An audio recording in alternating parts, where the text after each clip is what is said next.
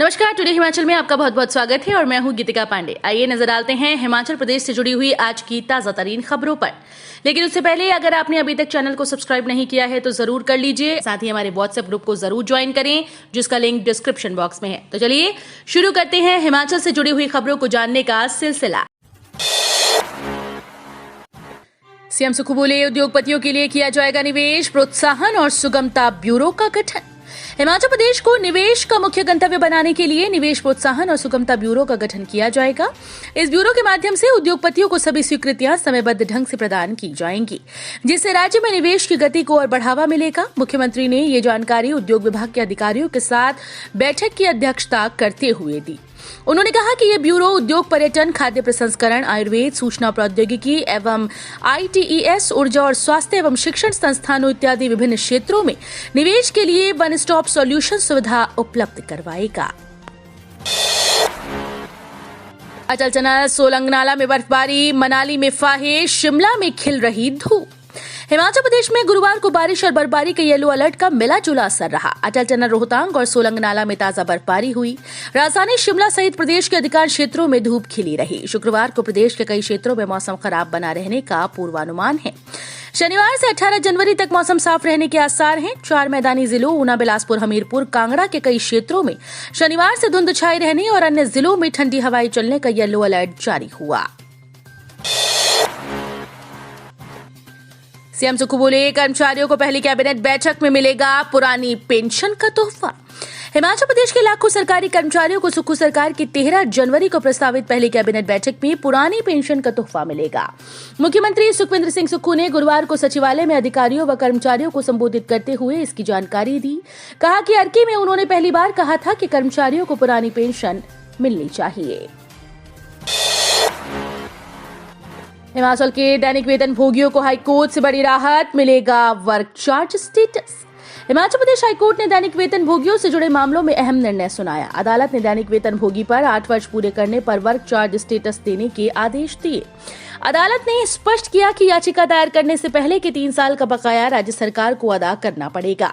मुख्य न्यायाधीश AA सैयद और न्यायाधीश सबीना ने राज्य सरकार की अपील को खारिज कर दिया है। ऑनलाइन मंगवाया लैपटॉप, पार्सल खोला तो निकले घुंघरू, पुलिस ने शुरू की जांच।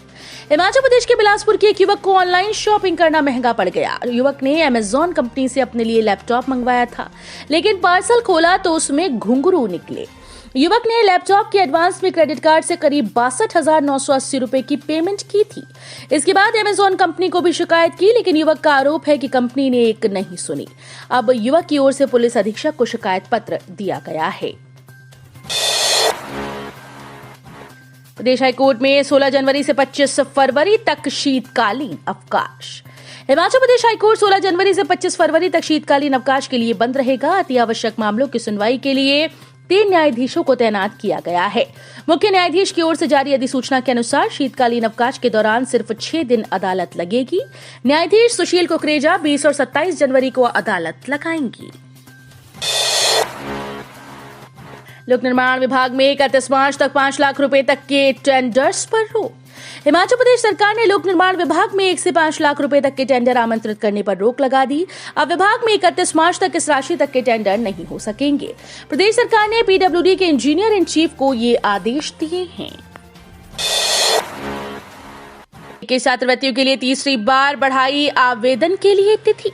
केंद्र और राज्य सरकार की ओर से प्रदेश भर के सरकारी स्कूल में पढ़ने वाले विद्यार्थियों के लिए संचालित की गई 21 विभिन्न छात्रवृत्तियों की आवेदन तिथि तीसरी बार 21 जनवरी तक बढ़ गई है। किसी कारण छात्रवृत्ति फॉर्म न भर पाने वाले पात्र विद्यार्थी 21 जनवरी तक स्कूल में ही ऑनलाइन आवेदन कर सकते हैं।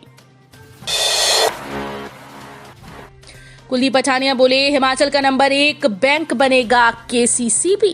प्रदेश सरकार और बैंक कर्मचारियों के सहयोग से कांगड़ा केंद्रीय सहकारी बैंक को हिमाचल का नंबर 1 बैंक बनाएंगे। ये बात कांगड़ा केंद्रीय सहकारी बैंक के नवनियुक्त चेयरमैन कुलदीप सिंह पठानिया ने गुरुवार को हमीरपुर के गांधी चौक में स्वागत समारोह में कही। उन्होंने कहा कि कांगड़ा बैंक पुराने दिनों में वापस आए, ये उनका लक्ष्य रहेगा।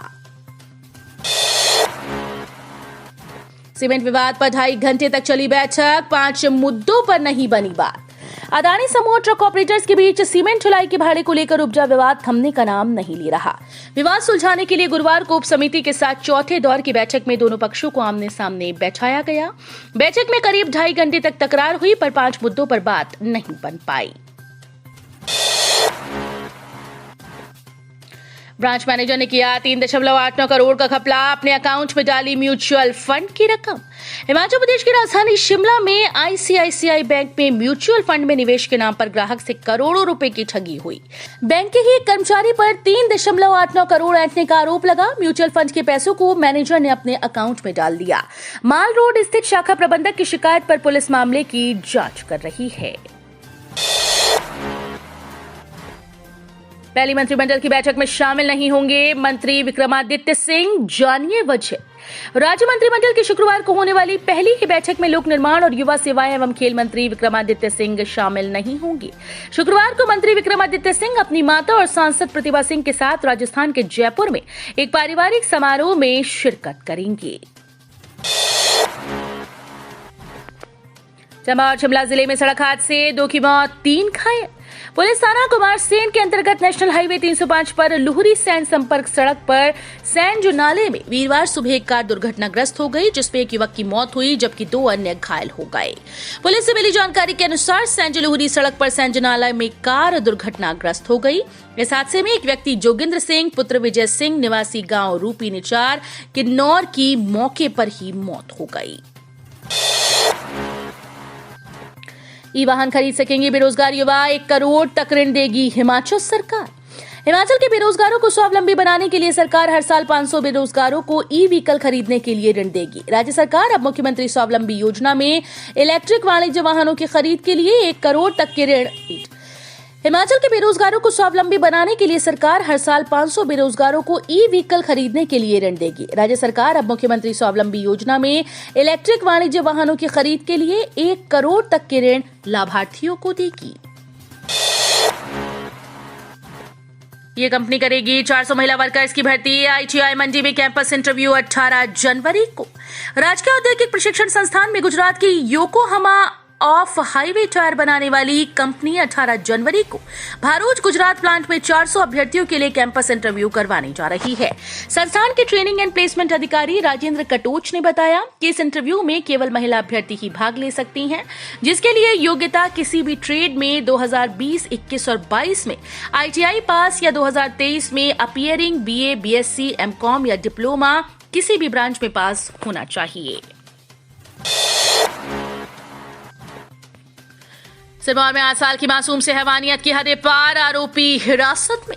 सिरमौर जिले में एक 8 साल की मासूम के साथ दुष्कर्म का मामला सामने आया। आरोपी नाबालिग बताया जा रहा है। मामला उपमंडल शिलाई से सामने आया। जानकारी के अनुसार उपमंडल के एक गांव में शाम को बच्चे खेल रहे थे। इसी दौरान 17 वर्षीय नाबालिग 8 साल की मासूम बच्ची को बहला फुसलाकर शौचालय ले गया, जहां उसने दुराचार की वारदात को अंजाम दिया। वारदात के बाद जब रोते हुए बच्ची अपने घर पहुंची तो मां के पूछने पर उसने सारी बात बताई। पीड़िता को अस्पताल ले जाया गया। साथ ही पुलिस को मामले की शिकायत दी गई। तो ये थे हिमाचल प्रदेश से जुड़े हुए आज के ताजा तरीन समाचार। उम्मीद करते हैं आपको जरूर पसंद आए होंगे। थोड़े से भी पसंद आए हो तो चैनल को सब्सक्राइब और वीडियो को लाइक करना बिल्कुल ना भूलें।